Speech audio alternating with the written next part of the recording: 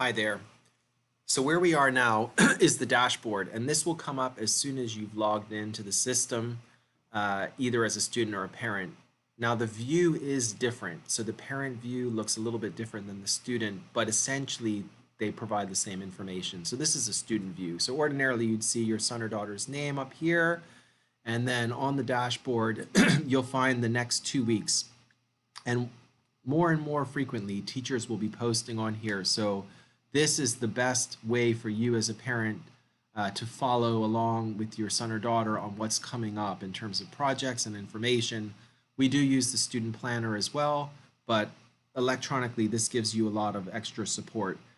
You'll see that for this particular class, P5 French has a quiz. If I hover on the I, it'll actually open up and there can be more information. In this case, there's a link which will take you on to the relevant page. Over here, with the P5 Bermuda Home narrative book, again, I hover on it and it will give me a bit more information.